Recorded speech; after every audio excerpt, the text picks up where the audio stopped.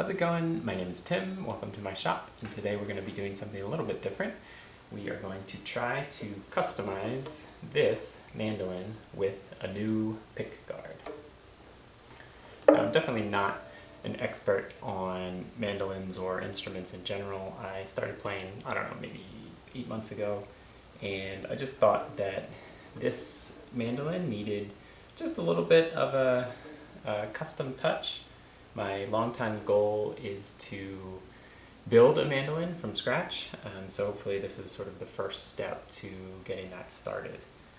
This is a Kentucky mandolin, and I don't know anything about pickguard construction. I don't know if they're all the same, but the first step, I would imagine, is to go ahead and remove it. Okay, and like I said, I know nothing about the construction of mandolins or anything, or pickguards especially, but I would imagine the first step is to go ahead and get this one off. Let's see what it looks like and see what we need to do. I can obviously cut this shape out pretty easily. You can always reuse this hardware and just make a little wood block here. So yeah, it should be pretty straightforward. Okay, now that I have everything taken apart and I realize I can actually do this, the next step is to pick out the wood that I want to use. So I just have this pretty thin piece of walnut. It's actually a little bit thicker than the existing guard, but we can take that down. But the first part is to go ahead and figure out what the grain should look like, or what I want the grain to look like. And this is where you would, if you had some sort of like bird's eye maple or tiger maple or something like that, you could use some highly figured piece. I don't have any of that right now, so walnut is what I'm going to do. And so I can see the grain. I made this little cutout just so I could kind of pass this back and forth along the piece to see what grain I like. And I think I actually like something about like that. I like how these kind of match this curve down here. The other thing is you could do it this way and kind of have it, the grain lines come out of the point, but I kind of like it something about like that. So this will be the front, but what I'm going to do is going to trace this piece on the other side to make sure that that comes out to be the front. So go ahead, and it's going to be something about like that. And this actually isn't too critical because you can kind of shape this how you want. It doesn't, you wouldn't have to follow this shape exactly, because the attachments are here and here and there. So those are your main pieces that you want to make sure that you have those in the right places. But as far as the external shape, it doesn't really matter as long as this is straight and it goes up against the fretboard, I would think. So I might modify the shape just a tad, but for now, I'm going to go like this. All right, and there we go. Alright, now that I got my piece all marked out, I'm going to go ahead and get the thickness here with a marking gauge. Make sure that's about right. Again, this probably isn't quite as critical as I'm going to be making it, but you could probably have it a couple different thicknesses. It looks like it's pretty thin. So I have to cut it down a little bit. But I'm marking it now before I cut that out because it's going to be a lot easier to plane it down when I have this whole piece to hold on to. So you just put a hold fast on one side and then just plane on this side. So I'll hold down here and then just plane here, so it's just easier to hold before I cut it. Alright, so I have my marking here, and I'm just going to hold this side with a hold fast. And Now I'm going to head and plane on this side over here. And then it'll be at a slight angle, but it's not a big deal.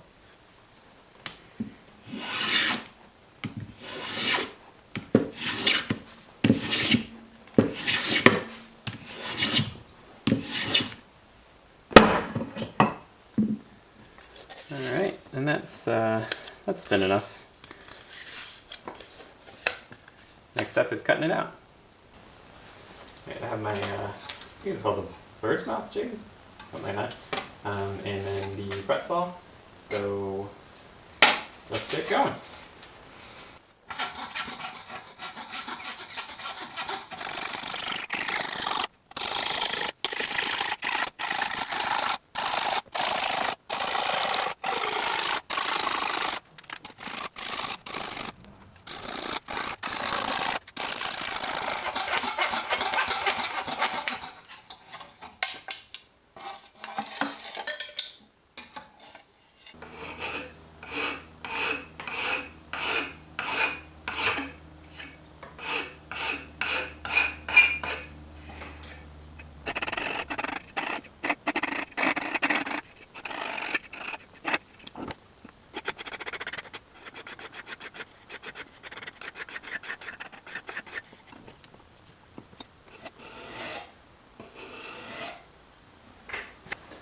Okay, and that about does it for the shape.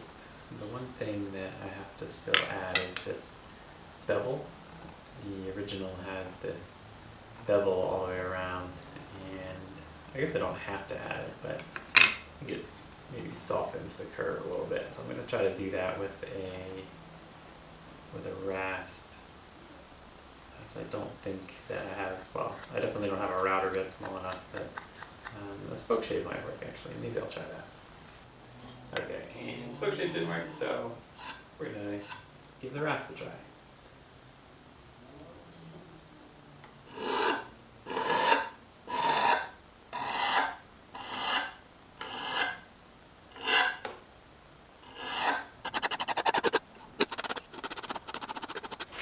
Okay, and that's about it for the rough shape. I added, I don't know if you can see it, just a small chamfer around the edges, and matches the shape pretty closely. The next final step is just to do this little support piece for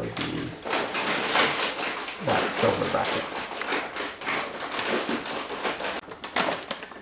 And I have this offcut of walnut here that I'm going to use for this. And I don't want the end grain, I don't want to be screwing into the end grain here, so it's going to be threaded across this way. So I want to make sure that the end grain is somewhere else. So if I use it like that, I can go ahead and thread into the long grain here.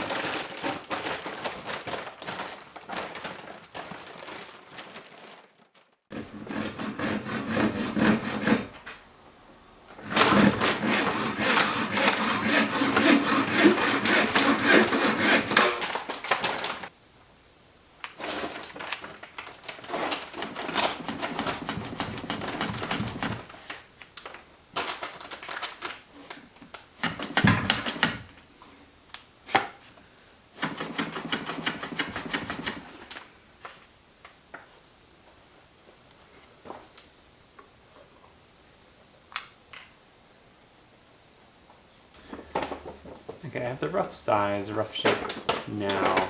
I just want to plane these little edges just to make it more, I guess, sort of trapezoidal. So what I'm going to do is just hold this on the edge of the shooting board so that that angle is roughly vertical, and then I'm just going to kind of use block planing going back and forth like that. And eventually it'll work down to the angle that I want.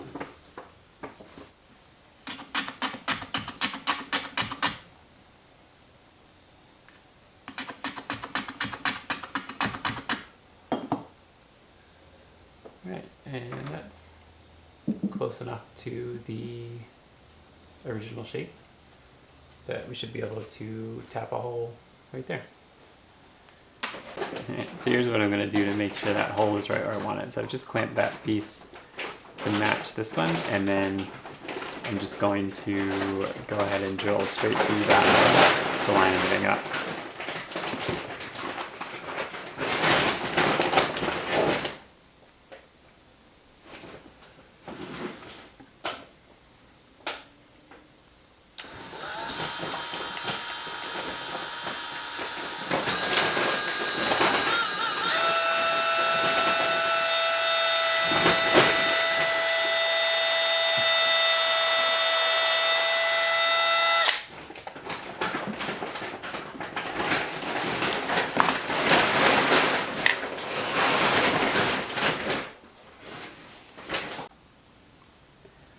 And I didn't actually have a tap this small, so I'm just using the original hardware and screwing that in, and it's kind of working okay for threading it. I had another bolt that was similar thread, so I used that to start, just so I wouldn't ruin this one, but so far so good.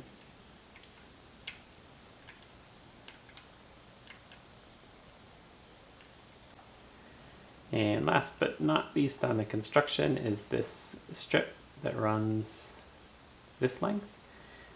So I literally just cut another piece of this scrap and add a little shape. I think in order to get these I don't know, tack these nail holes right in the same spot, what I'm going to do is glue it on first, just because there's such little material here to actually drill into. I'm going to go ahead and glue this on and then mark the locations of those holes.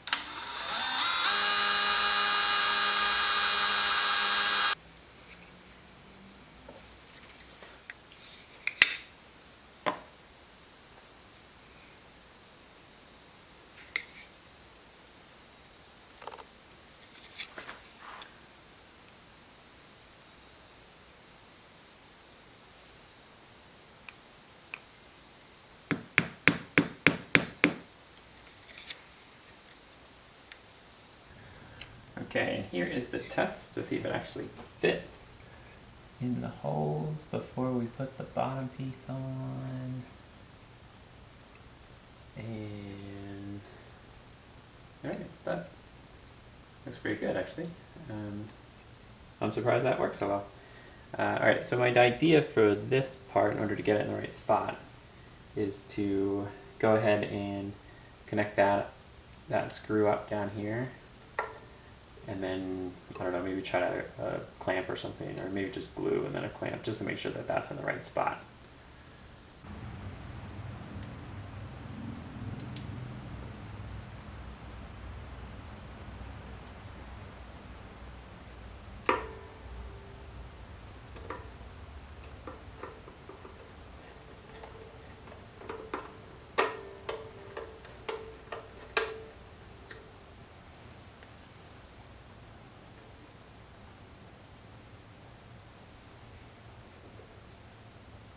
Decided on double sticky tape instead.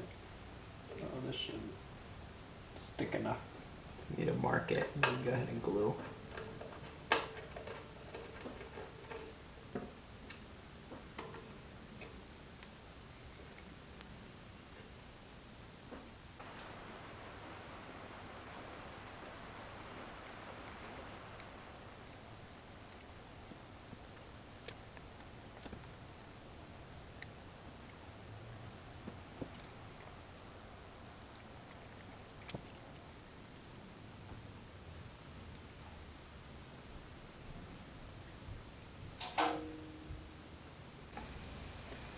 And finally we are on to finish.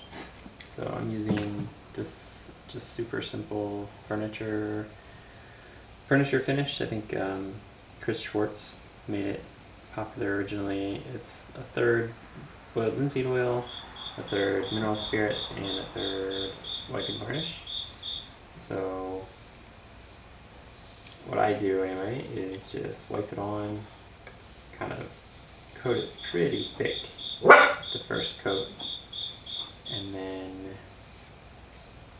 make sure it's wet for a few minutes, and then go ahead and just wipe off the excess.